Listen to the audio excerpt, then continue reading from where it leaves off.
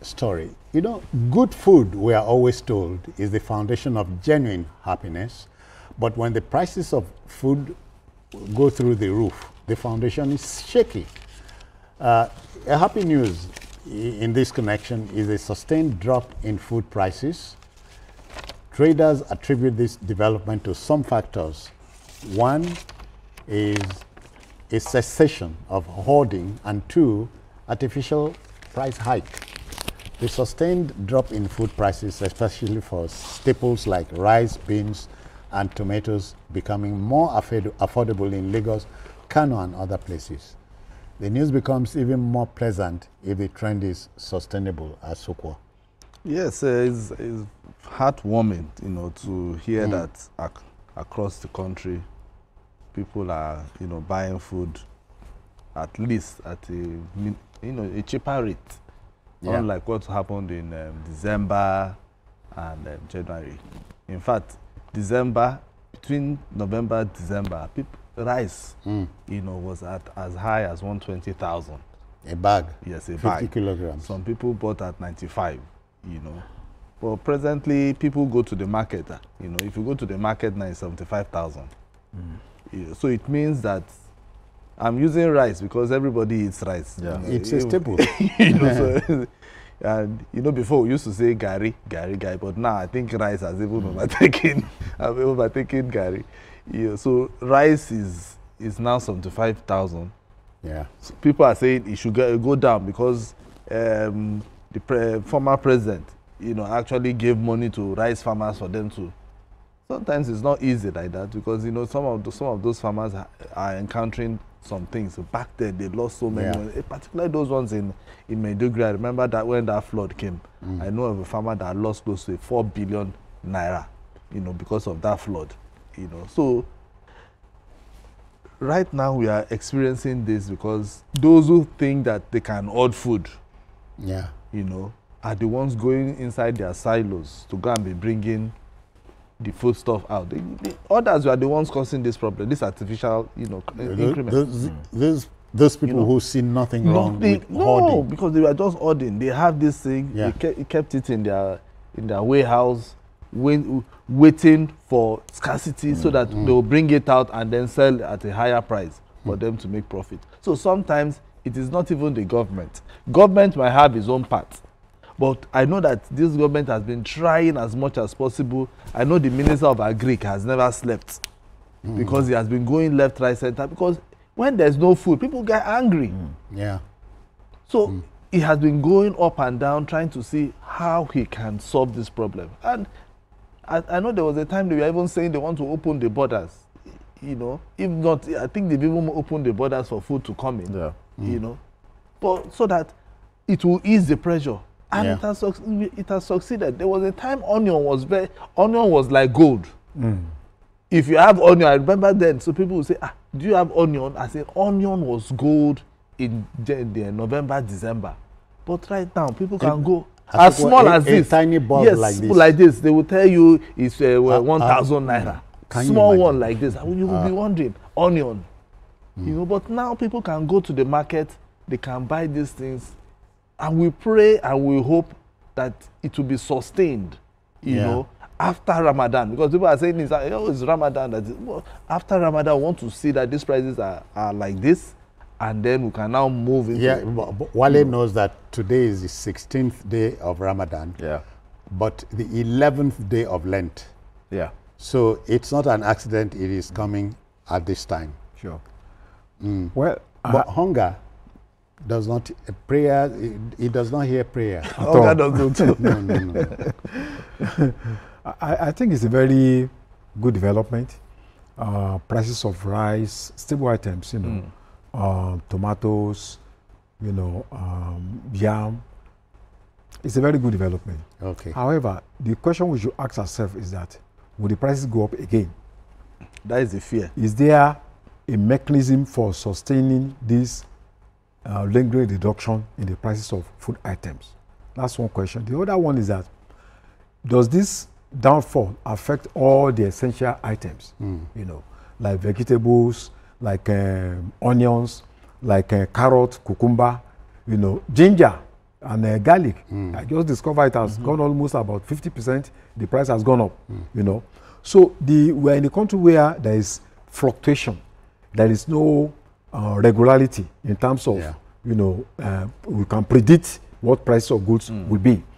So it shows that we don't have an effective price control system, even though we had an act that was established as far back as 1977, you know. Compare with other countries like the US, like Russia, like Britain. You know, Britain had its own act in 1974, and that board protects consumers. Though we have, you know, consumer protection agency here and all that, you know, FCCPC. but those institutions are not actually working. In fact, in the US, the act that came in 1942 is tied to national security and defense. They ensure that prices of certain items that are tied to livelihood of you know, Americans are stabilized. Yeah. So in the US, the Secretary of the State that is responsible for that. In Russia, they have the Federal Anti-Monopoly, you know, Act, which makes sure that your prices cannot go beyond a particular limit. Because the greatest security, when you are talking about security, is food.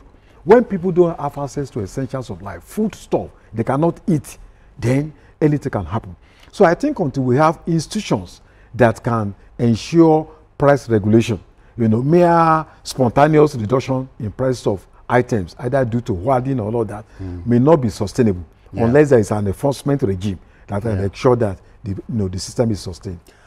And Asuko, you're wondering if, for nothing else, in the spirit of Ramadan and Lent, you know, traders can allow their humanity to come into play here. You know, this is the season. Yeah. You know. So what we just want is it should go beyond just this season. Okay. Their humanity should not just be now. Because what is the essence? If you are, it means that you are the person is an hypocrite, as far as I'm concerned. You understand? So why not just make sure that I go to the market or I go to my farm? The cost of, thankfully, petrol has come down. You know, is the prices even most of the vehicles that if people take to the farm to bring their produce now is on CNG. So you can't say that you'll now be using diesel price to be putting in your farm produce. You understand what I mean, citizen? So people should look at making sure there are other factors. Wale, but you know that from up country down to the south. Yes, we know. That's what I'm even telling you, that even some of those people who are bringing stuff from up country, from the north to the south, some of them have started using CNG for their trucks. Yeah, and they talk about extortion. So that is where the government has to come in.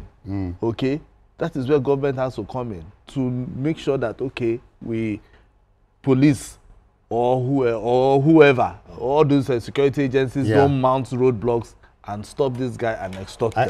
Because then once they do that, they move those, they transfer the thing straight into the consumers. Yeah, you understand? So that is where the government will just have to make sure that if it's the IG can, you know, set up a team, a crack team. You might not even tell whoever, go to Kano, they are bringing tomatoes. Just follow them. See what is happening. Those guys will go there. Then from there, the IG will have an idea. If he wants to. Yeah, yes, of course. So they follow from Kano, then you know the number of roadblocks, that is being mounted before it gets to Lagos, or it gets to Enugu, or it gets to Akwa Ibom. You understand? At the end of the day, he can now take this report to the president. Mr. President, this is what I want to do. Yeah. We don't even need to tell the IG. He can do this on his own. We are just giving him this suggestion. So that you cut down the number of roadblocks, because that is what most of these farmers and traders are always complaining about. They complain about so many roadblocks, extortion on the road, not even about the petrol again, because that one has gone down, because most of them are using CNG. Yeah, Wale, you know, when the everyday Nigerian hears the news that prices of staple food stuff are coming down, he wants to see that thing on his table. you know, that the meal I'm having Sure. is affordable. Yeah. That's key. That is the message. And I think now that we are going into rainy season, this is a big challenge for our state government. It's not every time we'll be talking about President Tinubu. There are 774 local governments in this country. There are 36 states in this country. And we have a lot of arable land. So let each local government go and cultivate what the land is able. I hope that 36 state governments would allow local governments to function. Yes, even no matter how much fund you receive in each local government, if you just put in every month 2 million naira into agriculture, tomatoes takes just about 60 to 140 days. Then maize about 60 to 120 days. So what is the excuse that our local governments cannot go into vegetables. Ordinary vegetables? You cannot produce maize, you cannot produce tomatoes, but you have money to buy expensive cars for traditional rulers, to buy expensive cars for yourselves. You see some traditional rulers using, government will buy cars for them worth about 50 million. There's no borehole that's worth 1 million naira in their community. So we must get our priority. Yeah, we must get our priority right.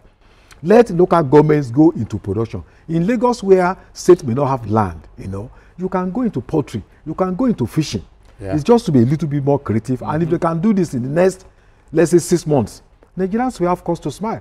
Because it's also a function of supply and demand. If enough fruits are not coming, the prices will continue to go up, no matter what we are experiencing. Yeah, as he said, every eye appears to be trained on the center. Yeah, exactly.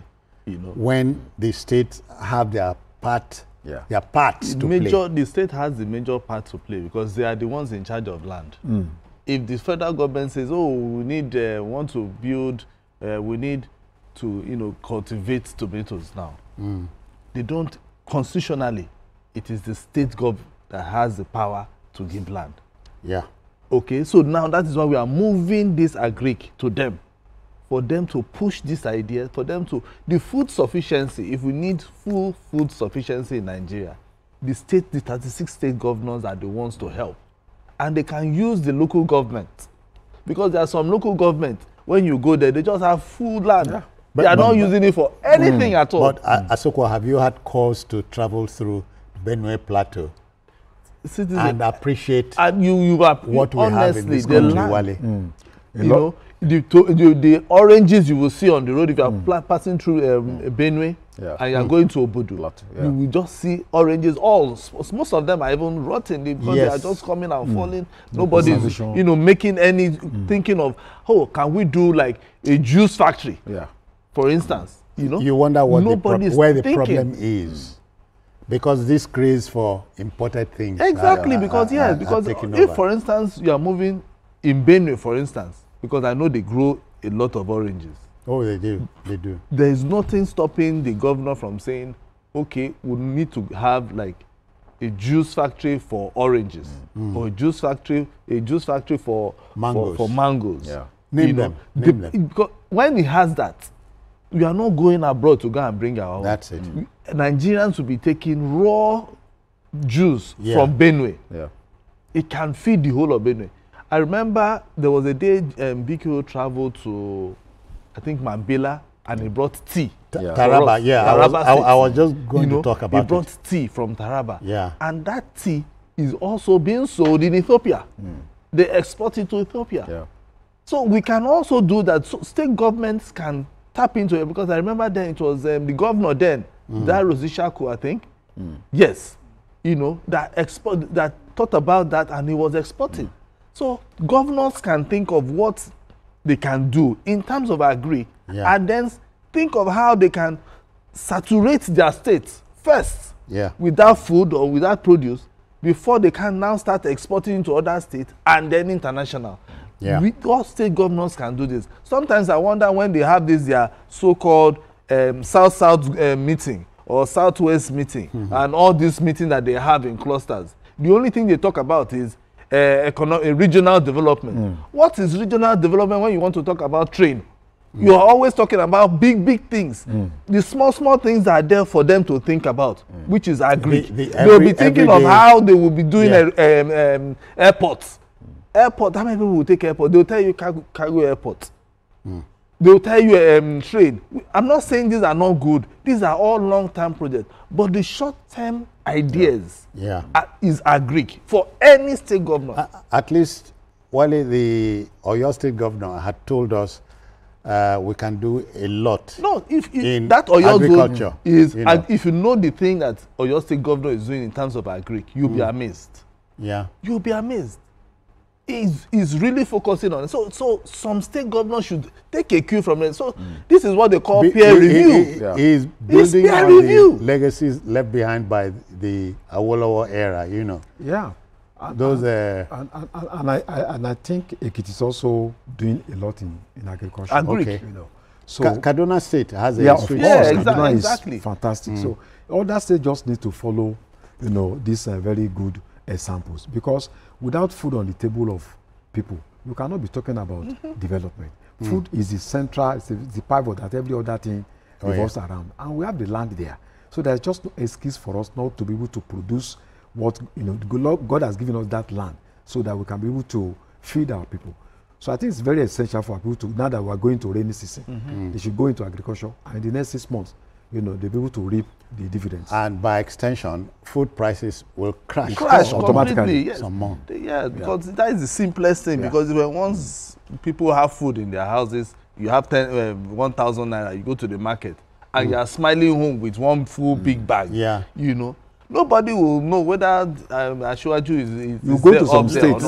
You go to some states, you will see these things are possible. We are not talking about magic. You go to some states, Ministry of Agriculture, Hilos buses, 5 of them, new Hilos buses. You see Commissioner of Agriculture almost always in suits, you know, with tie. Exactly. They with Hilos buses, Ministry of Agri, this, that. Then they go to the farm. Nothing is there. Nothing. So well, we need to. Ours is just to give context to the stories and clarity. So that is that about that. Yeah. We can be self-sufficient. It is possible. In food. It is no magic.